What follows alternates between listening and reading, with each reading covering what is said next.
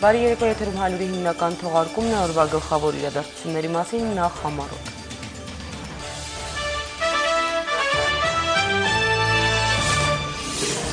Տարածաշրջանի ամենազգայուն թեման, ինչ կձեռնարկի Ռուսաստանը, եթե Հայաստանը ստիպված լինի միջամտել Արցախի դեմ Բաքվի հնարավոր ագրեսիայի կասեցմանը։ ՀԱՊԿ գլխավոր քարտուղարը մեջբերում են նախագահ Մեդվեդևի խոսքը։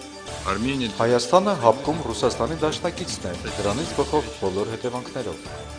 Հայաստանը բարձր է գնահատում Ռուսաստանի ջանքերն ուղղված Ղարաբաղյան հակամարտության բացառապես խաղաղ լուծմանը, Նալբանդյան Լավրով մոսկովյան հանդիպմանը վերահաստատվել է, բանակցությունների ձևաչափի փոփոխություն չի լինի։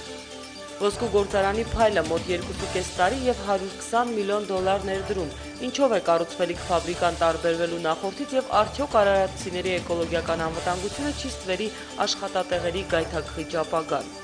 Վերքահավաքում մթերում Արարատում Ծիրանի բերքն այս տարի նախորդից 5 անգամ ավելի է եղել։ Մարզի խնդիրները հանրապետության ղեկավարի ուշադրության կենտրոնում։ Վրաստանի խորհրդարանն ընդունել է Վրաստանում հայ առաքելական եկեղեցուն իրավաբանական կարգավիճակ տալու մասին օրենքը, ինչու են աղմկում վրացի հոգևորականները։ Ծով թե լեռ, Հայաստան թե արտասահման, ընտրյալների ամառային ընտրությունը, որտեղ եւ ինչպես են արձակուրդն անցկացնելու հայ խորհրդարանականները։ Ամռանգույն է, ինչպես պաշտպանվել ճառագայթներից, հատկապես երբ դրանք ուլտրամանուշակագույն են եւ ուղղահայաց։ Սնդիկի սյունը բարձրացել է, իսկ սնդիկը հայտնվել փողոցում։ Երևանի Ավետիսյան ու Վաղարշյան խաչմերուկում առեղծվածային կերպով հայտնված սնդիկը մոտ 5 ժամում արդյունավետ չեզոքացվել է։ Եվ ամուսինը ճամպրուկում, փախուստ բանտից կանացի սցենարով։ Արդյոք տղամարդն ինքնակամ է տեղավորվել ճամպրուկում, որ կնոջ ձեռքին է։ Հայաստանն աշխարհի երրորդ երկիրն է, որը կկարողանա ոսկի կորզել միջազգային ամենաբարձր չափանիշներով։ Իսպանիայից եւ Դոմինիկյան Հանրապետությունից հետո Ալբիոն նորարարական տեխնոլոգիան կներդրվի Արարատի ոսկու կորզման գործարանում։ Գեոպրոմայնինգ ընկերության ներդրած ավստրալիական եզակի այդ տեխնոլոգիայով հանքաքարերից ոսկի կկորզվի 2013-ից, մինչև այդ կպահանջվի մոտ $120 միլիոն ներդրում։ Նոր գործարանի շինհրապարակ է այսօր այցելել նախագահ Սարգսյանը, նա մասնակցել է գործարանի հիմնաքարի տեղադրման հանդիսությանը։ Այս տեխնոլոգիան բացահայտվել է ընդամենը 5-6 տարի առաջ հանքարդյունաբերության ոլորտի առաջատարների համար։ Կատարելագործված ֆաբրիկայում հնարավոր կլինի ոսկի կորզել սոտքի հանքավայրի այնպիսի դժվար մշակելի հանքաքարերից, որոնցից մինչև այժմ գրեթե հնարավոր չէր ոսկի ստանալ։ Գեոպրոմայնինգի նախագահ Ռոման Խուդոլին վստահեցնում է, որ Ալբիոնը ոսկու կորզման ամենամաքուր տեխնոլոգիան է աշխարհում։ Նոր գործարանը նաև մեծ թվով նոր աշխատատեղ կստեղծի։ Նուրբ ու թեթև մոտ 5 գրամանոց այսպիսի մատանու ոսկին ստացվում է 1-2 տոննա հանքաքարից։ Արարատի գործարանում մշակում են Վարդենիսի մոտ գտնվող սոտք հանքավայրից երկաթուղով այստեղ բերվող հանածոնները։ Սոտքում հիմա մնացել են դժվար մշակվող հանքաքարերը եւ դրանցից առավելագույն քանակի ոսկի նվազագույն ծախսով կարող է կորզել միայն Ալբիոնը։ Սոտքի հանքավայրը լավն է, միջազգային կարգի, բայց շահագործման տարիների ընթացքում այսպես կոչված հեշտ հանքաքարերը մշակվել են։ Այժմ եղած հանքաքարերը մշակելու համար նոր տեխնոլոգիան անհրաժեշտություն է։ Մայք Հորնը եզակի տեխնոլոգիայի օգտագործման լիցենզիան համաձայնագրով տրամադրում է Արարատի ոսկու ֆաբրիկային երկրի ղեկավարի ներկայությամբ։ Ավստրալական Էքստրատա ընկերությունն իր մշակած նորարարական տեխնոլոգիան գաղտնազերծել է 5 տարի առաջ։ Հայաստանյան հանքարդյունաբերությունն առաջիններից է աշխարհում, որ ներմուծում է ամենազոր Ալբիոնը։ Այն կարող է մշակել ամեն տեսակի հանքաքար։ Արդյունավետությունը կլինի 1 միլիոն տոննա հանքաքարի մշակում տարեկան։ Դա կլինի մոտ 2.5 տարի հետո, երբ նոր գործարանն աշխատի։ Արդեն 2014 թվականից Արարատը տարեկան մոտ 4.5 տոննա ոսկի կկորզի, 4 անգամ ավելի շատ, քան այսօր։ Իսկ մինչև այդ Ալբիոնը կարելի է տեսնել միայն էկրանին։ Գործարանի հիմքերը նոր են գծվել։ Շինհրապարակում հիմնարկեքի արարողություն է։ Հանդիսավոր պահը արձանագրող գրությամբ գլանակը դրվում է հիմքում։ Նորագույն սարքավորումներով զինված գործարանում աշխատանք կգտնի 130 մարդ։ Այսօր Գեոպրոմայնինգ ընկերությունում 735 մարդ է աշխատում, 165,000 դրամ միջին աշխատավարձով։ Ոսկու ֆաբրիկան գործ է տվել Արարատ քաղաքի ու մերձակա բանվորական ավանի աշխատունակ բնակիչների մոտ 80%-ին, վստահեցնում է Արարատի քաղաքապետը։ Քաղաքի բյուջեն ամեն տարի ավելի քան 3.5 միլիոն դրամով հարստացնում են ֆաբրիկայի գույքահարկն ու հողի հարկը, գումարած սոցիալական օգնություններ։ 2011 թվականին ուրեմն շուրջ 11 միլիոն գումար օգնության կարգով տվել է Արարատ համայնքին, գնելով մեկ աղբատար մեքենա եւ սոցիալապես անապահով ընտանիքներին օգնություններ է տվել։ Փողը փող, իսկ արարատցիների առողջությունը որքանով են նրանք պաշտպանված գործարանի հավանական վնասներից, չէ որ 1 տոննա հանքաքարի մեջ կա մի քանի գրամ ոսկի եւ 1000 ու մի թունավոր նյութ։ Ֆաբրիկայի մասնագետներն ասում են, վտանգավոր տարրերը քիմիական վերամշակումից հետո խյուսի տեսքով հատուկ խողովակներով ուղարկվում են գործարանից մոտ 6 կիլոմետր հեռու գտնվող Պոչամբար, լավ մեկուսացված ջրային մի տարածք ու այդպիսով վնասազերծվում։ Ալբիոնը բնապահպանական տեսանկյունից ամենաանվտանգն է, պնդում են Արարատում։ Դա ամենամաքուր տեխնոլոգիան է, որն այսօր գոյություն ունի աշխարհում։ Խոդուլին խոստանում է, կպահպանվեն բնապահպանական բարձր չափանիշներ, ոսկի որոնողներն էլ մարդիկ են, գիտեն, առողջությունը ոսկի է։ Արտակ Երիքյան, Արման Ղարիբյան, Հայլուր, Արարատի մարզից։ Գործարան այցելությունից հետո նախագահ Սարգսյանը խորհրդակցություն է անցկացրել Արարատի մարզպետարանում, գլխավոր թեման բերքահավաք եւ բերքի մթերում։ Մարզպետ Էդիկ Բարսեղյանի գնահատմամբ Արարատի գյուղատնտեսության համար տարին բարենպաստ է, վերջին տարիներին առաջին անգամ մարզում կարկուտ գրեթե չի եղել։ Արարատցի այգեգործներն արդեն իրացրել են 13000 տոննա ծիրան, սպասվում է եւս 10000 տոննա բերք։ Սա ռեկորդային բարձր ցուցանիշ է, մասնավորապես նախորդ տարվա համեմատ, երբ Արարատի ծիրանենիները մոտ 4500 տոննա բերք էին տվել։ Արարատի ծիրանի 1/3-ը արտահանվել է Ռուսաստան եւ Վրաստան։ Սկզբնական շրջանում գյուղացիները 1 կիլոգրամ ծիրանը վաճառել են 2000 դրամով։ Այսօր մրգի գինը 500-ից 6000 դրամ է, իսկ ջեմի ծիրանը գործարաններն ընդունում են կիլոգրամը 100 դրամով։ Սպասվում է նաեւ դեղցի, խաղողի, բանջարեղենի առատ բերք։ Նախագահը հայտարարեց, որ բերքի մթերումը դա կլինի ցանկացած բերքի տեսակ թե բանջարաբոստանային կուլտուրաներ պետք է լինի մարզպետի ամենօրյա հսկողության տակ եւ արտադրված 1 կիլո բերք պետք է դժվարություններ չլինելու իրացնելու։ Գիտեք, որ խաղողի մթերման ժամանակ լուրջ դժվարություններ է եղել նախորդ տարիներին, այս տարի բոլոր հնարավոր անհնարին միջոցները պետք է ձեռնարկվի, որպեսզի գյուղացին կարողանա նորմալ գնով խաղողը հանձնի, իր բերքը հանձնի, որպեսզի շահույթ ունենա։ Մարզպետ Բարսեղյանը հանրապետության նախագահին ներկայացրել է մարզին հուզող հիմնական խնդիրներից մեկը, ինչ է լինելու Արտաշատի լճի ճակատագիրը։ Մոտ 3 տասնամյակ առաջ կառուցված լիճն ըստ նշանակության չի օգտագործվում, ճահճանում է, սպառնալիք դառնալով շրջակա միջավայրի համար։ Նախագահ Սարգսյանը խորհրդակցությունից հետո Երևան վերադարձի ճանապարհին կարճատև կանգառ է ունեցել լճի մոտ, ծանոթացել ստեղծված վիճակին։ Տարածքային կառավարման նախարար փոխվարչապետ Արմեն Գևորգյանին նա հանձնարարել է քննարկել խնդիրը եւ լիճը վերականգնելու լուծումներ առաջարկել։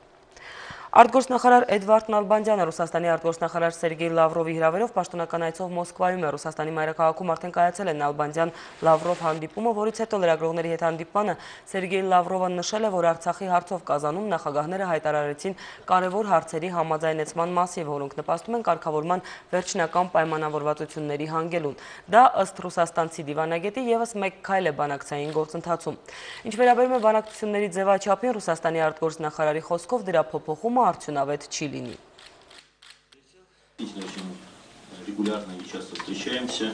Մեր հանդիպումները հաճախակի են, սակայն հաճախակի են նաև մեր երկրների ղեկավարների հանդիպումները։ Վերջին 3 տարվա ընթացքում կայացել է նախագահների 30 հանդիպում եւ այսօր լավ հնարավորություն է ընձեռվել քննարկել ոչ միայն երկկողմ օրակարգում ընդգրկված հարցերը, այլև մեր երկրների նախագահների միջև ձեռք բերված պայմանավորվածությունների շրջանակում իրագործվող ծրագրերի ընթացքը։ Մենք դեռ կշարունակենք մի շարք միջազգային եւ տարածաշրջանային խնդիրների քննարկումը, առաջին հերթին Լեռնային Ղարաբաղի հիմնախնդրի խաղաղ կարգավորման հարցը։ Հայաստանը շատ բարձր է գնահատում Ռուսաստանի ջանքերը որպես Մինսկի խմբի համանախագահ երկրի եւ անձամբ Դմիտրի Մեդվեդևի եւ արտգործնախարարի դերակատարությունը ուղղված Ղարաբաղյան հակամարտության բացառապես խաղաղ լուծմանը։ Համանախագահները պարբերաբար հանդիպում են հակամարտության կողմերի հետ, նրանք այցելում են եւ Բաքու, եւ Երևան, եւ Ստեփանակերտ ու արձանագրում են փոխանցման բարձր մակարդակ։ Եվ երբ 2 տարի առաջ նախագահ Մեդվեդևը հաշվի առնելով Ռուսաստանի յուրահատուկ կապերը թե Հայաստանի, թե Ադրբեջանի հետ հանդես եկավ նախաձեռնությամբ, համանախագահների անունից Ռուսաստանի, Հայաստանի եւ Ադրբեջանի նախագահների մակարդակով անցկացնել խորհրդակցությունների մի շարք միտված կարգավորման հիմնարար սկզբունքների շուրջ հստակ պայմանավորվածությունների որոնմանը, այդ նախաձեռնությունը հավանության արժանացավ Եվ ահա հիմա ըստ էության մենք մոտեցել ենք այն իրավիճակին, երբ անհրաժեշտ է որոշում կայացնել։ Դմիտրի Մեդվեդևը որպես խաղաղ գործընթացի միջնորդ, ընդ որում միջնորդ, որը գործում է Մինսկի խմբի համանախագահ մյուս պետությունների, Միացյալ Նահանգների եւ Ֆրանսիայի նախագահների լիարժեք աջակցությամբ, արդեն ավարտել է Կազանյան հանդիպումից հետո ստեղծված իրավիճակի վերլուծությունն ու ամենամոտ ժամկետում կընդունի հետագա գործողությունների մասին իր որոշումը։ Արցախյան թեման բարձր մակարդակով այսօր արծարծվել է նաև Երևանում։ ՀԱՊԿ-ի գլխավոր քարտուղար Նիկոլայ Բորդյուժան պատասխանել է հարցին, թե ի վերջո ինչ դիրքորոշում կօրթեգրեն Ռուսաստանն ու ՀԱՊԿ-ը, եթե Հայաստանը ստիպված լինի միջամտել Արցախի վրա Ադրբեջանի հնարավոր ագրեսիայի պարագայում։ Я могу сослаться только на слова президента Российской Федерации, которые он Ես կարող եմ հղում անել Ռուսաստանի Դաշնության նախագահի խոսքին, որը նա ասաց 1 տարի առաջ Հայաստանում նախագահների ոչ պաշտոնական հանդիպման ժամանակ։ Նա ասաց. Հայաստանն ու Ռուսաստանը ՀԱՊԿ-ում դաշնակից են, դրանից բխող բոլոր հետևանքներով։ Ավելին չէի ցանկանա մեկնաբանել, հաշվի առնելով թեմայի զգայունությունը։ Կարծում եմ այդ բառերով ամեն ինչ ասված է եւ դաշնակցային պարտքի եւ պետությունների պարտավորության մասին աջակցել միմյանց։ ՀԱՊԿ անդամ երկրների տարածքում թմրանյութերի ապօրինի շրջանառության դեմ պայքարի նվիրված համակարգող խորհրդի 10-րդ հոբելյանական նիստը, որն անցկացվել է Երևանում։ Թմրաբիզնեսը խորը ինտեգրվում է կազմակերպված հանցավորության ու ահաբեկչական կազմակերպությունների մեջ, լուրջ վտանգ ներկայացնելով մարդկանց առողջությանն ու պետությունների անվտանգությանը, նշել են մասնակիցները։ Քննարկվել է թմրաբիզնեսի դեմ պայքարում ՀԱՊԿ համատեղ արձագանքման ուժերի օգտագործման հեռանկարը, միջազգային գործակցությունը, աֆղանական թմրանյութերի տարանցման դեմ պայքարում եւ այլն։ Նիստից հետո ճեպազրույցում Հայաստանի ոստիկանապետ Ալիկ Սարգսյանը կտրուկ հերքել է ադրբեջանական կողմի հերյուրանքները Արցախի տարածքով թմրանյութերի տարանցման մասին, իսկ Ռուսաստանի համապատասխան կառույցի ղեկավար Վիկտոր Իվանովը նշել է, թե տարանցումից չի կարողանում խուսափել եւ ոչ մի երկիր, այդ թվում Ադրբեջանը։ Սա ուղղակի շահարկման թեմա է, քանի որ ճանաչված չի Լեռնային Ղարաբաղի Հանրապետությունը, քանի որ մեր հարևան մի շարք երկրների այսպես կոչված շահերից է բխում Ղարաբաղը կարծես թե ներքաշել այս աղմկոտ այդ մութ պատմությունների մեջ, նրանք փորձում են ուղղակի շահարկման ճանապարհով Լեռնային Ղարաբաղի վրա ցեխ նետել, որը կարծում եմ տեղին չէ։ Վրաստանի խորհրդարանը երեկուշ երեկոյան երկրորդ, ապա նաև երրորդ ընթերցմամբ ընդունել է Վրաստանում հայ առաքելական եկեղեցուն իրավաբանական կարգավիճակ տալու մասին օրենքը։ Նախագծին կողմ է քվեարկել խորհրդարանական մեծամասնության 70 падգամավոր, ոչ մի դեմ ձայն։ Ընդդիմությունն ընդհանրապես բոյկոտել է քվեարկությունը, համարելով, որ այդ օրենքի ընդունումը պետք է հետաձգել։ Այդպես էր կարծում նաև Վրաց ուղղափառ եկեղեցին։ Խորհրդարանում առաջին ընթերցմամբ այդ օրենքն ընդունելուց հետո Իլիա II պատրիարքը պահանջել էր դադարեցնել Վրաստանի 5 կրոնական միավորումներին իրավաբանական կարգավիճակ շնորհելու գործընթացը։ Վրացական իշխանությունների արագացված քայլերի հետևանքով Գարեգին II-ը հաղթանակած դուրս եկավ այս գործում։ Նախորդին վրացական Մայեստրո հեռուստաընկերության եթերում հայտարարել է Վրաց ուղղափառ եկեղեցու Մեծ Բրիտանիայի եւ Իռլանդիայի թեմի առաջնորդը։ Երբ հայոց կաթողիկոսը ժամանեց Վրաստան, նա մեկ նպատակ ուներ՝ վերադառնալ հայկական եկեղեցիների կարգավիճակի հարցն արդեն լուծած, բայց երբ մեր պատրիարքին այդ պահանջը ներկայացվեց, Իլիա II-ն ասաց, որ վրացական կողմն էլ ցանկանում է, որ Հայաստանում էլ իրավական կարգավիճակ շնորհվի վրացական եկեղեցուն։ Գարեգին II-ը հրաժարվեց ստորագրել փաստաթուղթը, հայտարարել է վրացի հոգևորականը։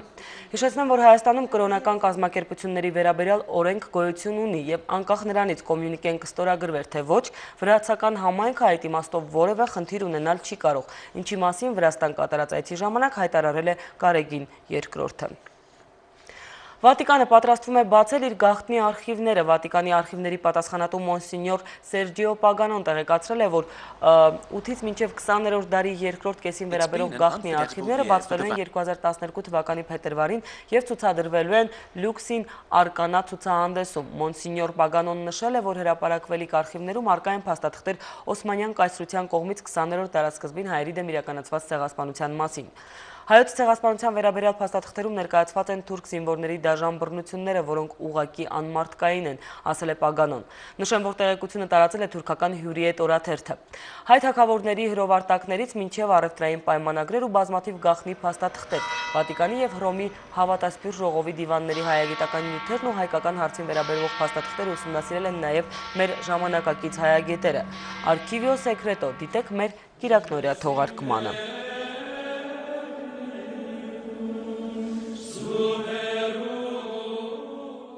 Արտակարգ պատահար մայրաքաղաքում առավոտյան արտակարգ իրավիճակների նախարարությունն ահազանգ է ստացել, որ Երևանի Ավետիսյան եւ Վաղարշյան փողոցների խաչմերուկում սնդիկանման նյութ է թափված։ Այս ծանր մետաղը ցնդելով շնչառական ուղիների միջոցով կարող է հայտնվել մարդու օրգանիզմում եւ մեծ վնաս հասցնել առողջությանը։ Հայաստանի փրկարար ծառայության բնակչության եւ տարածքների պաշտպանության վարչության պետ Հովհաննես Եղիշյանի տվյալով սա բաց տարածությունում ծանր մետաղի չնախատեսված արկայության առաջին դեպքն է, որին առնչվել են մեր փրկարարները։ Նրանք դեպքի վայրում աշխատել են գիտնականների, քիմիկոսների, բնապահպանների հետ գտնելու սնդիկը չեզոքացնելու ամենաանվտանգ եղանակը։ Իսկ ոստիկանությունը մինչև վտանգի չեզոքացումը փակել է ճանապարհի այդ հատվածը։ Ի վերջո սնդիկը չեզոքացվել է ծծմբով եւ կալիումի պերմանգանատով, մարգանցովկայով։ Ժամը 16:20-ի դրությամբ ամբողջովին չեզոքացվել է Երևանի Ավետիսյան ու Վաղարշյան փողոցների խաչմերուկում թափված սնդիկը։ Ավելի ուշ առողջապահության նախարարության մասնագետները բնակիչների շրջանում ուսումնասիրություններ են անցկացրել, բնակարաններում ստուգելով սնդիկի չափականակը, որը նորմայի սահմաններում է։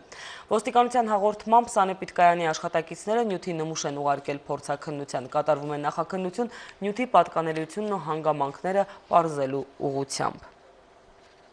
Եթե ամառը շարունակի նույն տեմպերով ջերմանալ, հնարավոր է աշխատանքային ժամերը կրճատվեն, այս մասին ասել է առողջապահության նախարարության հիգիենիկ տեսչության պետը։ Ռիսկային խմբում են նաև լրագրողները։ Շոկից պաշտպանվելու կարևոր նախապայմանը ջուր եւ թան, որքան հնարավոր է շատ, բայց ոչ շատ սառը, քանի որ այդ դեպքում քրտնարդատությունը առատանում է։ Հատկապես կանայք ամռանը պետք է վերանայեն իրենց ոճը, մետաղյա զարդերն ու սև հագուստը հակացուցված են։ Փոխարենը գլխարկով եւ ակնոցով դուրս եկեք տնից եւ չմոռանաք հեղուկ վերցնել ձեզ հետ, ինչպես արել է Գոհար Մանուկյանը։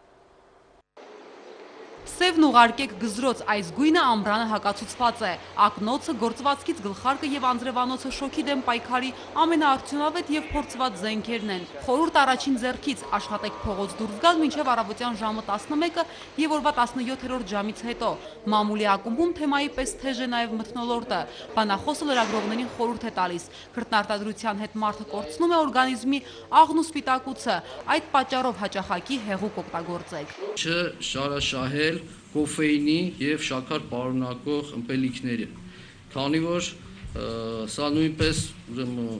առաջացնում է, նախարարացնում է քրտնարտադրությունը, այսինքն ավելի արագացնում է ջրազրկման այդ գործընթացը։ Նաև պետք է ծխախոտի մասին մոռանալ, նիկոտինը նեղացնում է արյունատար անոթները եւ բարձրացնում արյան ճնշումը, ինչը առանց այն էլ շոկից բարձրանում է։ Արևի անմիջական եւ ուլտրամանուշակագույն ճառագայթներից պաշտպանվելու համար կրեք հագուստ բարակ կտորից, ցանկալի է բամբակյա եւ մետաքսե եւ ամենակարևորը բաց գույների։ Ուլտրամանուշակագույն ճառագայթների սակավությունը իմունային եւ նյութափոխանակության համակարգերի համար դրական է, մինչդեռ շատի դեպքում առաջանում են ընդհանուր մաշկային նորագոյացություններ, այրվածք, ֆոտոալերգիա եւ տեղային ախտահարություններ։ Մասնագետները խորհուրդ են տալիս ամառվա տապին խուսափել մետաղյա զարդերից, փոխարենը միշտ ձեզ հետ ունեցեք հեղուկ, բայց ոչ շատ սառը վիճակում, քանի որ որքան սառն է, այնքան շատ եք ծարավում։ Եթե ունեք սրտխառնոց փսխելու անդիմադրելի ցանկություն, գլխապտույտ, այրվածքներ, պարզապես արևահարվել եք, նման դեպքերից զերծ մնալու համար թաքնվեք ստվերում։ Երբ հասնում եք աշխատավայր, առաջինը լվացվեք սառը ջրով, սակայն սառը օդի գայթակղությանը պետք է երբեմն դիմադրել,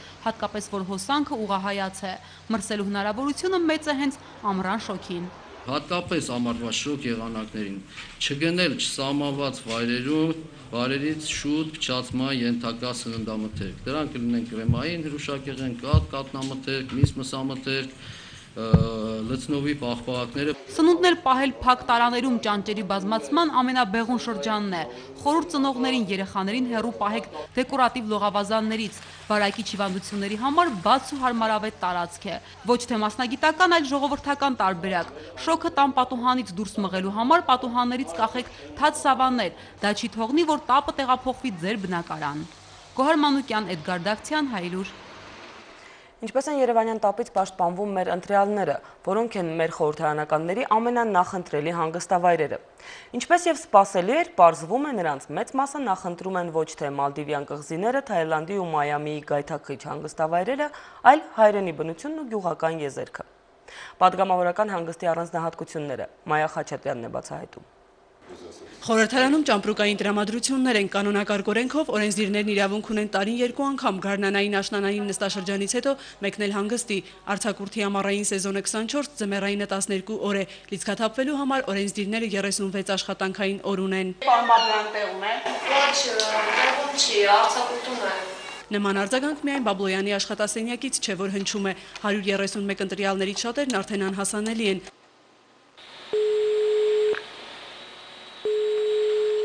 Նրանց արձակուրդն ըստ կանոնակարգի սահմանվում է ազգային ժողովի նախագահի հրամանով, 6 օրինագծով, 30 ելույթով, 20 հայտարարությամբ ու հանգիստ խղճով, պատգամավոր Դալլաքյանը ծովափ կմեկնի, նորանկախ Հայաստանի օրենսդիրի պատմության մեջ աննախադեպ 82 օրենք է գրել։ Այդ է, նրանք հիմա Մայամիներում ու Յամայկաներում են հանգստանում, ես ծիծաղեցի իհարկե քթիս տակ եւ գրաս եկան, ես եմ թե ոչ։ Հովիվների վեճը մի քանի տարի առաջ էր, երբ Դեբեդի ալիքներում իրենց падգամավորին հայտնաբերեցին, գրազի մեկ շիշողին բաժին հասավ հաղթողին, բայց գետափից հեռացան, այդպես էլ չիմանալով Դեբեդի ջրերում լողացողը Դալլաքյանն էր թե Դալլաքյանը չէր։ 2011-ի ամառը նախորդից չի տարբերվի, ավիաֆոբիան չի հաղթահարել, հետևաբար հանգստի երթուղին Սևան Դիլիջան Ծաղկաձորից մինչև Սևծովյան առողջարան, Բաթումի կհասնի գնացքով։ Նախատեսում ենք ծովին մի քիչ ավելի մոտ լինել, որտեղ մեր երկրում յոդի պակաս կա,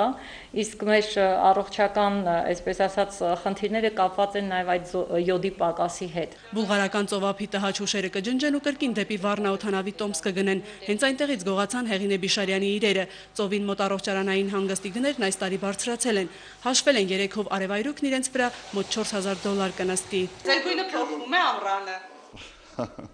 Նայողից է կախված, թե գույնս փոխում է, թե ոչ։ Հանգստի մեկն էլ այնքան էլ Բոստանջյանի սրտով չէ, մանավանդ որ հողի հետ կռիվ չեն տվել, գերանդի ու քար չեն քաշել։ Նա ասաց ամեն դեպքում հուզիչ տեղեր չի գնա։ Կանարյան կղզիներ կասեն, հավայան կղզիներ չեմ անում, այնպես տեղեր չէ։ Երևի թե Ջերմուկի Դիլիջանի շրջանակներում այդպես կամփոփվենք։ Քաղաքական տարին ժառանգության падգամավորի համար բուրըն աշխատանքային էր։ Լարվածությունը մեծ էր, երբ փորձում էին դիմակայել լեզվի մասին օրինագծին, եւ երբ Արցախի հանրապետության ճանաչման նախագիծն էր քննարկվում, Զարուհի Փոստանջյանն անցնում է ամառային ժամանակի։ Արցախը դա մի ճգնախ վայր է եւ չպետք է անտեսել։ Սիրենք, վայելենք, հետո նոր ուրիշներին մատուցենք։ Սառնախբյուր թե Նորաշեն ազգային ժողովի փոխնախագահի ամառային ուղղությունը հայրական օջախն է, հայրենի եզերքը նախընտրելի է տիեզերքից, հայաստանյան լոգանքներն էլ դրսի էկզոտիկ արևայրուքից։ Երևանյան տապը Շամշադինի զովությամբ փոխարինելու մասին Նիկոյանը դեռ կմտածի, աներզոքանչի տուն տանող ճամփան անանցանելի է։ Աշխատում եմ շատ չգնամ, որտեղ երես չունեմ իրեն տեսնելու։ Սիրում եմ անձրև, մառախող, խոնավություն եւ խոնավ անտառ, փարթամ, Սաղարտախիտ։ Երբ երնջատապցի падգամավորի առջև փակվում են օրենսդիրի դռները, բացվում են գյուղական հորիզոնները։ Չշարժվես, ֆիզիկական աշխատանք չանես, հնարավորություն չես ունենա ուղիղ նստելու այդ աթոռին, կամ կծռվես, կամ կընկնես այնտեղ։ Այն ինչ որի մոտ ստացվում է, հավեսով անում, տես խորհրդարանում չի ստացվում։ Դեսի ավելի լավ է ստացվում, հենա կեսի մեկ էլ արախ քաշել է տնական։ Լյովա Խաչատրյանն ամառային արձակուրդին չի պատրաստվում մեկ անգամ էլ կարդալ, ինչպես Օթելլոն խեղդեց Դեզդեմոնային։ Տեղեկատվական տեխնոլոգիաներն այսօր գեղարվեստական ընթերցանության ժամանակ չեն թողնում։ Դրսում տեղադրած պատերին կախած, թե գետնի իշարած խորհրդանիշներն անդադար աշխատանք են գովազդում։ Մեր սիմվոլն է աբարանցիներից, որի համար մենք հպարտ ենք համար աշխատասեր մի կենթանի, որի նմանը չկա։ Իմիջիալոս մի հատ կենթանին է, որը Լյուբոյ Կացանով անցնում է, որ իր հետևի ոտքի տեղը տեսնելով է դնում։ Պատգամավոր Խաչատրյանն ամռանն անպայման մեջքնարևին կտա, միայն թե լողավազանի դելֆիններն ավանակով պետք է փոխարինվեն, նրանք պետք է ամենուր լինեն։ Մայա Խաչատրյան, Արմինե Պետրոսյան, Հակոբ Թումանյան, Հարություն Վարդանյան եւ Արմեն Անդրեասյան, Հայլուր։ Եթե այդուամենայնիվ падգամավորներն ու ոչ միայն նրանք ցանկություն ունենան մեկնել Լիոն, Մադրիդ, Բարսելոն, Մարսել, կարող են օգտվել տեղական փոխադրողի ծառայությունից։ Արմավյան ընդլայնում է աշխարհագրությունը չվերթների ցանկի մեջ ներառելով նոր քաղաքներ։ Ինքնաթիռների քանակը եւս կավելանա։ Արմավիայի սեփականատեր Միխայել Բաղդասարովը նախապատվությունը տալիս է ոչ թե վարձակալության, այլև վարկային միջոցներով գնելուն, քանի որ վարկը մարելուց հետո ինքնաթիռը դառնում է ընկերության սեփականությունը։ Մեր երկրի խոշոր գործարարներից մեկը նաև Վրաստանի ազգային ավիափոխադրող ընկերությունը առաջարկել է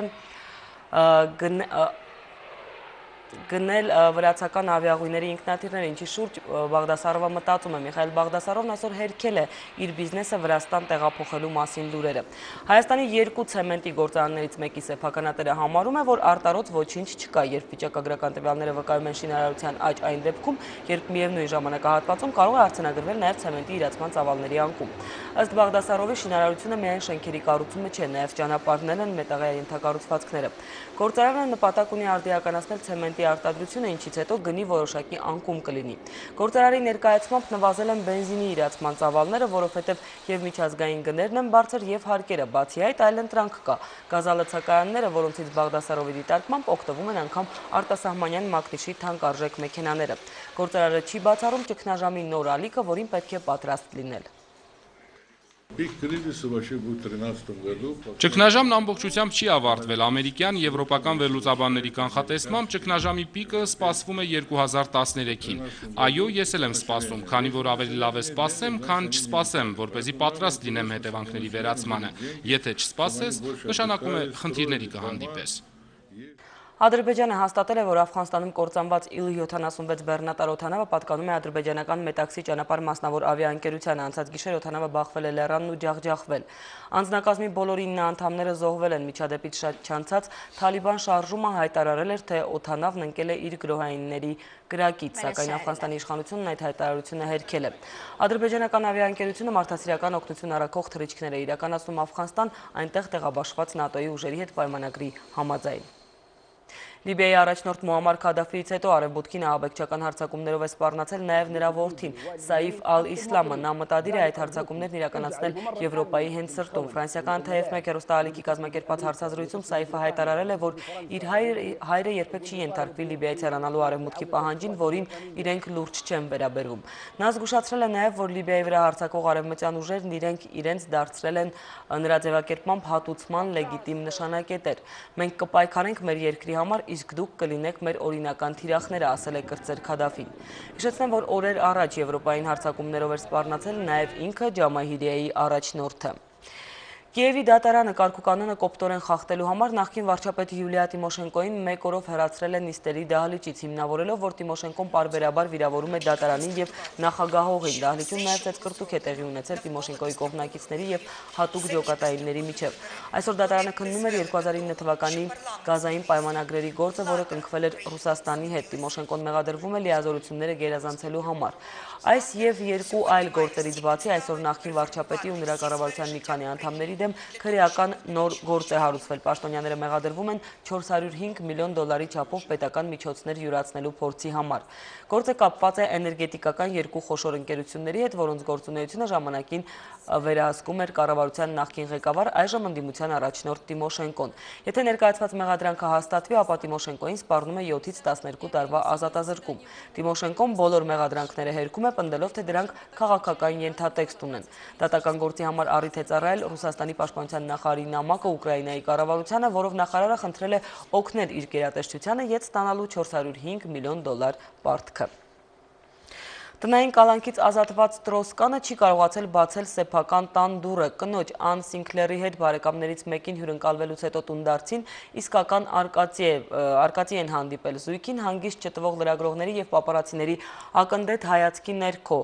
Ան Սինքլերը փորձել է բացել դուռը եւ հնարավորին չափ արագ ազատվել հետաքրքրասեր բազմությունից, բայց բանալին ոչ աջ է պտտվել, ոչ ձախ։ Երկար տանջվելուց հետո Սիմսիմի դուռն ի վերջո բացվել է, սակայն ամուսիններն այս անգամ էլ չարաբաստիկ բանալին չեն կարողացել հանել անցքից, որպեսզի դուռը ներսից փակեն։ Թեև դա պարոն Ստրոս-Կանի հումորի զգացումը չի նվազեցրել։ Երբ այդ թեժպահին լրագրողներից մեկը նրան հարցրել է, թե ինչպես է զգում, Կանը պատասխանել է մեկի պես, որը չի կարողանում հանել բանալին։ Իդեպ դատական ամբողջ քաշքշուկի ընթացքում եւ հետո դա նախկին պաշտոնյայի առաջին անմիջական պատասխանն էր մամուլի ներկայացուցչին։ Եվ մինչ Ստրոս-Կանի առջև սեփական դուռն է փակվում, նրա հաջորդի Քրիստին Լագարդի առաջ լայնորեն բացվում են Արժույթի միջազգային հիմնադրամի դարպասները ու նաեւ գանձարկղը։ Նոր տնօրենի տարեկան աշխատավարձն ըստ պայմանագրի կկազմի մոտ $500,000, բացի այդ նա կստանա նաեւ ավելի քան $80,000 որպես փոխհատուցում ներկայացուցչական եւ կենցաղային ծախսերի համար։ Լագարդը դարձավ Արժույթի միջազգային հիմնադրամի առաջին կին տնօրենը, փոխարինելով Դոմինիկ Ստրոս-Կանին։ Ճապոնիան իր բոլոր ատոմակայաններում անվտանգության ստուգումներ է անցկացնելու։ Ատոմակայանները կփորձարկվեն այնպիսի ծառնաբեռնվածության պայմաններում, ինչպիսին ստեղծվել էր Ֆուկուսիմա 1-ում մարտին տեղի ունեցած երկրաշարժից եւ ցունամիից հետո։ Իշխանությունը հավաստիացրել է, որ ծրագրված ստուգումները էներգամատակարարման վրա չեն ազդի։ Առանց այդ էլ ծագող արևի երկրում էլեկտրաէներգիայի սուր պակաս կա, քանի որ մարտյան արհավիրքներից հետո ճապոնական 54 ռեակտորներից միայն 19-ն են աշխատանքային վիճակում։ Եվրամիության երկրները եւս մտադիր են նման սթրես փորձարկումներ անցկացնել իրենց տարածքներում, գործող 143 ռեակտորներում, միաժամանակ խորհուրդ տալով փորձը տարածել ողջ աշխարհում։ Հիշեցնեմ, որ ստրես տեստը հայկական ատոմակայանն արդեն հաջողությամբ իրականացրել է։ CNN-ը Նախիջևանի մասին հանրահայտ ամերիկյան հեռուստաալիքը Նախիջևանը ներկայացրել է որպես Հայաստանի տարածք։ Փաստն արձանագրել է ադրբեջանական Դեյաս կայքի ընթերցողներից մեկը։ Նա նամակով դիմել է վեբ կայքի խմբագրությանը, ուշադրություն հրավիրելով հանգամանքին, որ օգոստոսի 5-ի օրերը ֆիլմում CNN-ի ցուցադրած Հարավային Կովկասի քարտեզում Նախիջևանի ինքնավար հանրապետությունը ներկայացված է որպես Հայաստանի մաս։ Հոլիվուդյան ֆիլմում ամերիկացի լրագրողների աշխատանքն է 2008-ի ռուս-թուրքական կարճատև պատերազմի ժամանակ։ Ժապավենին կադրեր են նաև CNN-ի լրագրողների ռեպորտաժներից։ Ֆիլմի պրեմիերան այս տարվա Կաննի կինոփառատոնում էր, իսկ Վրաստանում ֆիլմը ցուցադրվեց անցած ամիս։ Կինոժապավենին Վրաստանի նախագահ Միխայել Սաակաշվիլին մարմնավորել է հայտնի դերասան Էնդի Գարսիան։ Սահմանադրական դատարանում այսօր նշվել է Հայաստանի սահմանադրության օրը, միջոցառմանը մասնակցել է նաև վարչապետ Տիգրան Սարգսյանը։ Հրավիրողները լսել են Սահմանադրական դատարանի նախագահ Գագիկ Հարությունյանի սահմանադրության գերակայության երաշխավորման արդի մարտահրավերները զեկույցը, ըստ Հարությունյանի ցանկացած սահմանադրություն կամ զարգանում է ճկուն ձևով, կամ որոշակի ընթացակարգերով եւ գերագույն խնդիրը, որն անհրաժեշտ է երաշխավորել ու ապահովել մայր օրենքի ինքնաբավության ապահովումը զարգացման յուրաքանչյուր փուլում։ ՍԴ նախագահը նշել է, որ եթե հասարակական զարգացմանը զուգընթաց կարողանանք սահմանադրական արժեքները հասցնել ավարտին, իրավակարգնել սահմանադրության սկզբունքներին, ապա զարգացումը կլինի դինամիկ, հակառակ պարագայում այդ զարգացումը կարող է խճողվել, քանի որ հաճախ իրական կյանքում սահմանադրական արժեքների ձևախեղման արդյունքում տեղի են ունենում հասարակական բացասական էներգիայի կուտակումներ եւ որպես արդյունք տարբեր սոցիալական կոնֆլիկտներ։ Արմատական վերափոխման անհրաժեշտությունը նաև բոլոր այդ երկրներում, այդ թվում Հայաստանում, սահմանադրական վերահսկողության ողջ համակարգը, որովհետև այդ համակարգի վրա է դրված սահմանադրության գերակայության երաշխավորման առաքելությունը։ Պետք է ապահովել հասարակական հարաբերությունների իմունային այնպիսի մակարդակ, որ կենսունակ լինեն այդ հարաբերությունները զարգանալու։ Հակառակ դեպքում մենք գործ կունենանք մեռնող օրգանիզմի հետ։ Երևանում է Ֆրանսիայի Grand Orient մասոնական օթյակի առաջնորդ Գի Արսիզեն։ Նա հայտարարել է, որ իր ղեկավարած օթյակի անդամներ են նաև Հայաստանի մասոնները։ Նրանք մեր եղբայրներն են եւ մենք աջակցում ենք նրանց։ Նրանք կդառնան լիարժեք օթյակ, բայց դրա համար իհարկե մեծ ժամանակ կպահանջվի, ասել է Գի Արսիզեն։ Մասոնական օթյակի առաջնորդն ասել է, որ իր տպավորությամբ Հայաստանում մասոնական շարժումը վտանգավոր աղանդ են համարում։ Ֆրանսիայում մասոնությունը միավորում է 150,000 մարդ ու Հայաստանում նրանք 15 հոգի են, ասել է Արսիզեն, ընդգծելով, որ հայ մասոնները չեն ցանկանում հրապարակավ խոսել իրենց գործունեության մասին, քանի որ նախ ուզում են կառուցել օթյակ եւ հրավիրել հյուրեր արտասահմանից։ Արսիզեի խոսքով իր այցով ամենաշատն ուրախացել են հայկական Սփյուռքի ֆրանկոմասոնները, ովքեր շահագրգռված են Հայաստանում օթյակի ստեղծմամբ, սակայն դա նրա խոսքով 10-ից 50 տարի կպահանջի։ Արսիզեն ասել է նաև, որ իր ղեկավարած օթյակը ներգրավված է մի շարք սոցիալական հարցերի լուծման գործում։ Դրանց թվում են մասնավորապես կանանց իրավունքներն ու հղիության արհեստական ընդհատումը։ Քաղաքական հարցեր մենք չենք քննարկում, սակայն երբ քաղաքական գործիչները հետաքրքրված են մեզ հետ հանդիպելու հարցում, մենք դեմ չենք լինում, պարզաբանել է Ֆրանսիայի մասոնական օթյակի առաջնորդը։ Սփյուռքի նախարար Հրանուշ Հակոբյանը ներկայացրել է առաջին կիսամյակի հաշվետվությունը։ Այդ ընթացքում նախարարությունն իր գործունեությունը նպատակաուղղել է հայապահպանությանը, հայկական համայնքների ինքնակազմակերպմանը, միջհամայնքային եւ Հայաստան-Սփյուռք կապերի զարգացմանը, հայկական մասնագիտական ներուժի համախմբմանն ու այդ ներուժը Հայաստանի զարգացմանն ուղղելուն, հայրենադաշտության խթանմանը։ Կազմակերպվել են բազմաթիվ մրցույթներ, տպագրվել ուսումնական ու գիտահանրամատչելի գրականություն, հեռուստաընկերությունների հետ համագործակցությամբ եթեր են հեռարձակվել Սփյուռքի ժամ եւ Հայլուր Սփյուռք հաղորդաշարերը։ Սեպտեմբերին նախատեսվում է Սփյուռքի ղեկավարների համաժողովը։ Նախարարության գործունեության առանցքային կարևորության ծրագրերից է Արիտուն երիտասարդական հավաքը եւ Սփյուռքի հայկական կրթօջախների զարգացման ու խթանման խնդիրը։ Ամենօրյա դպրոցների կողքին մենք խնդիր ենք դրել ստեղծել մեկօրյա դպրոցներ եւ ես պետք է ասեմ, որ առաջիկա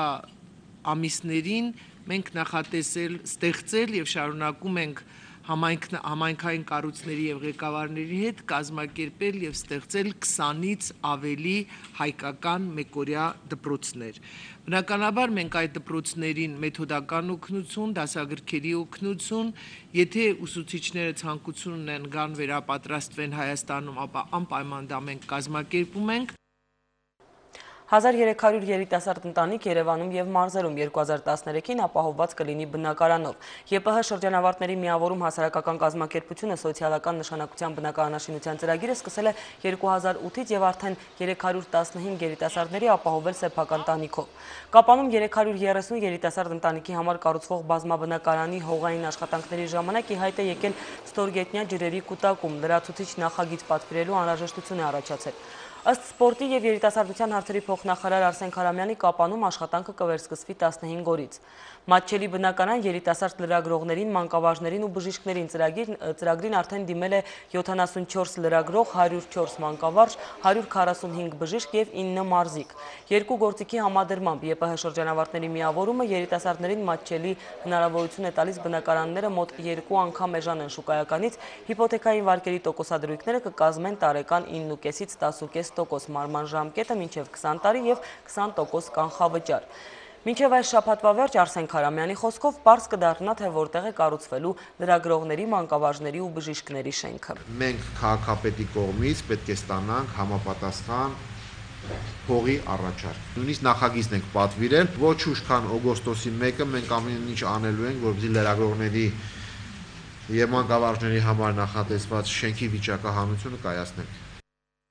Հայաստանի Հանրապետության անկախության 20-րդ տարեդարձին նվիրված 20 միջոցառումների շարք է սկսել Հայոց արծիվներ կազմակերպությունը, այսօր տեղի է ունեցել հերթականը ոստիկանության զորքերի զորամասում։ Հայոց արծիվները հյուրընկալվել են սպաներին, զինվորներին, շնորհավորել անկախության տարեդարձի կապակցությամբ, նրանց պարգևատրել Լեռնահայաստանի արծիվներ հուշամեդալներով, նվերներով, սպաների, ենթասպաների, կուրսանտների, զինվորների համար կազմակերպել ժողովրդական հայրենասիրական համերգ։ Հայոց արծիվներն արդեն իրականացրել են նմանատիպ 220-ից ավելի ռազմահայրենասիրական միջոցառում։ Բոլորն էլ ուղեկցվել են արծիվների առաջնորդ սպորտի փոխնախարար Խաչիկ Ասրյանի սպասված եւ բոցաշունչ ելույթներով։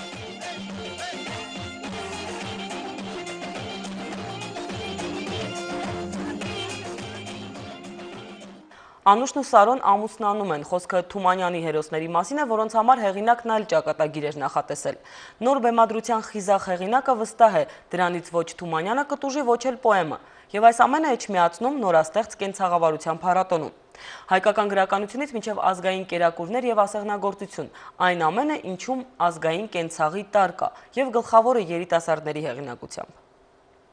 Էջմիածնի ամենագողտրիկ անկյուններից մեկի Հայմասնության խաչի բաց տաղավարը Խայտաբաղետ տոնավաճառի էր վերածվել, որտեղ ցուցադրվում ցանկացողների համար նաև վաճառվում էին բացառապես ազգային տարրեր, պարունակող մշակութային գործեր, գորգեր ու կարպետներ, կավեկահ կարասիներ, գեղանկարներ եւ ամենատարբեր ժանրերի հայկական գրականություն, մարդաշատ էր հատկապես գրքերի տաղավարը։ Գրքի նկատմամբ հետաքրքրությունը բավականին մեծացել է, նաև դրան նպաստել է նոր հրատարակված գրքերը եւ գրականությունը։ Սա պատրաստված է հնեցված հացից, որը շատ համեղ կերակրատեսակ է, ձվից եւ պանրից պատրաստված։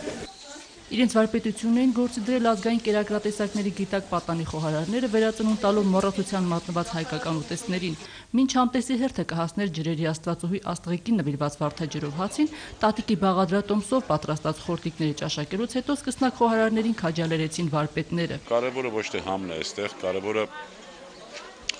դրական միջավայրն է, որ ստացվել է։ Մանավանդ, որ երեխաների մոտ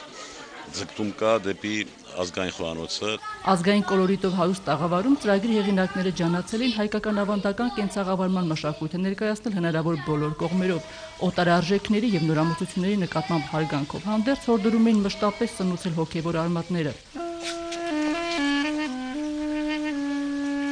Մենք հեռացել ենք ազգայինից, մենք ընկել ենք զուտ Արևելյանի մեջ։ Սովետականից հեռացանք, չմոտեցանք ազգայինին, գնացինք դեպի Արևելյանը։ Հիմա սա միջին արևելք է, ոչ թե ազգային։ Իսկ մենք փորձում ենք մեր ազգայինը այստեղ ցույց տալ։ Լավ է, վատ է, դա մեր ազգայինը։ Ծրագրի հեղինակների կարծիքով Մայրաթորի հարևանությամբ գտնվող գեղատեսիլ այս անկյան նկատմամբ անտարբեր մնալ չի կարող որևէ զբոսաշրջիկ։ Սա մի վայր է, որի ամեն մի անկյունը լցված է հայկական շնչով, որտեղ իր պարզության մեջ գայթակղիչ է ազգային կենցաղն ու մշակույթը։ Զբոսաշրջիկները հնարավորություն կունենան այցելել այս կենտրոն, որտեղ մոտիկ է Մայրաթորին, եւ իրենց ճաշի ժամանակը կարող են անցկացնել այստեղ, Եվ բացի հայկականը ճաշակելով կարող են նաև այլ ազգերի ճաշատեսակներ ճաշակել։ Զբոսաշրջային քարտեզի վրա իր տեղն ապահովող հոգևոր կենտրոնի այս վայրում նաև հայ երկի հանճարի կենդանի ձայնն է հնչում։ Թումանյան է բեմադրվում, որի անպսակերոսներին Անուշին ու Սարոյին բեմադրիչ Բաբախանյանը խիզախել էր ամուսնացնել։ Չընկրկելով հավանական քննադատության տարափից, պարզաբանեց Թումանյանն այն բացառիկ հեղինակներից է, որ նրա ստեղծագործությունների տարաբնույթ մեկնաբանություններից բանաստեղծի հեղինակությունը չի տուժում։ Հայկուշ Ասլանյան, Հայկ Քոչարյան, Հայլուր։ Հանուն սիրո ինքնազոհաբերման դրվագ է արձանագրվել Մեքսիկայում 19-ամյա Մարիա Արխոնան միջին չափսի ճամպրուկով բանտում ամուսնուն տեսակցության է գնացել։ Այցելությունից հետո, երբ փորձել է հեռանալ բանտի տարածքից, բանտապահների ուշադրությունը գրավել է նրա ծանր պայուսակը։ Խուզարկումից պարզ է դարձել, որ ճամպրուկում եղել է Մարիայի ամուսինը, որը 2007 թվականից դատապարտված է 20 տարվա ազատազրկման։ Մարիա Արխոնան ձերբակալվել է, իսկ ամուսինը վերադարձվել է բանտախուց։ Տարվա լավագույն թավջութակահարը հայ է։ Երիտասարդ երաժիշտ Նարեկ Հախնազարյանը հաղթել է Չայկովսկու անվան միջազգային երաժշտական մրցույթում թավջութակի անվանակարգում։ Հայաստանը ներկայացնող Նարեկի մրցակիցները եզրափակիչ անցած Իտալիայի, Գերմանիայի, Բելարուսի, Ֆրանսիայի ներկայացուցիչներն էին։ Լավագույն թավջութակահարի տիտղոսակրի մրցանակը 20,000 եվրո է։ Իդեպ դաշնամուրի անվանակարգում առաջին տեղը գրաված եւ Ռուսաստանը ներկայացնող Դանիլ Տրիֆոմովն էլ Քլիվլենդի երաժշտական ակադեմիայում դասավանդող հայ ազգի հայտնի երաժիշտ Սերգեյ Բաբայանի սանն է։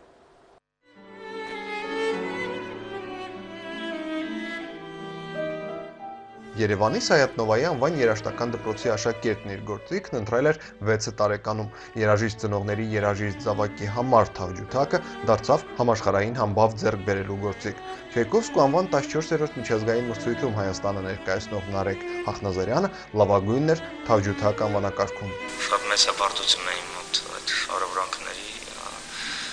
արդիվ եւ հպարտ եմ, որ ինձանով հպարտան։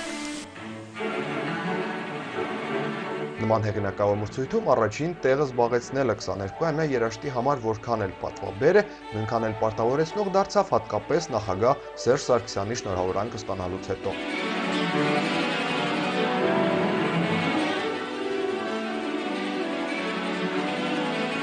Հսկայական հպարտություն էր մոտս, որ այդպիսի ռեզոնանս է եղել իմ հաղթանակը Հայաստանում եւ որ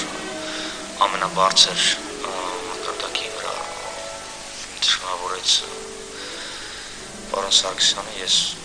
մեծագույն շնորհակալություն կուզենայի ասել։ Չայկովսկու անվան միջազգային մրցույթի պատմությունը սկսում է 1958-ից օլիմպիական պարբերականությամբ 4 տարին մեկ անցկացվող մրցույթի հաղթող ճանաչվելը մասնագիտական մեծ ձեռքբերում են համարում աշխարհի լավագույն երաժիշտները։ Չայկովսկու մրցույթի դափնեկիրների առջև բացվում են աշխարհի լավագույն համերգասրահների դռները։ Հատկապես շոշափելի էր հայ երաժիշտների մասնակցությունը այս թվով 14-րդ մրցույթին։ Թավջութակ անվանակարգում լավագույնը ճանաչված Նարեկ Հախնազարյանից բացի լավագույն դաշնակահարի մրցանակն ու 14-րդ մրցույթի Գրան Պրին ստացել է աշխարհի լավագույն դասավանդող դաշնակահար Քլիվլենդի երաժշտական համալսարանի պրոֆեսոր Սերգեյ Բաբայանի սան։ Ես սովորում եմ հանճարեղ դասախոս Սերգեյ Բաբայանի դասարանում։ Նա համարվում է աշխարհում դաշնամուրի մեծագույն դասախոսներից մեկը։ Նրա դասարանն համարվում է ամենաուժեղ դասարաններից մեկը։ Բաբայանի ուսանողը դառնալը շատ դժվար է։ Ինձ հետ այդ դասարանում սովորում են եւս 2 հայ երաժիշտ՝ Հրանտ Բագրատյանն ու այս տարի համալսարան ընդունված տաղանդավոր դաշնակահարուհի Նարա Ավետիսյանը։ Առաջին հայացքից դժվար է պատկերացնել, որ այս երկու երիտասարդն արդեն կայացած երաժիշտներ են դասական արվեստի աստղեր, որոնք առանց ավելորդ աղմուկի բնորոշ Եվրատեսիլի նման մրցույթներին արդեն նվաճել են երաժշտական աշխարհի ամենահեղինակավոր մրցանակներից մեկն ու շարունակում են կատարելագործել իրենց արվեստը։ Աշոտ Նացականյան, Հայլուր, Մոսկվա։ Ինչպես կզարգանան իրադարձությունները, Հայլուրը ցույց կտա հետագա թողարկումներում։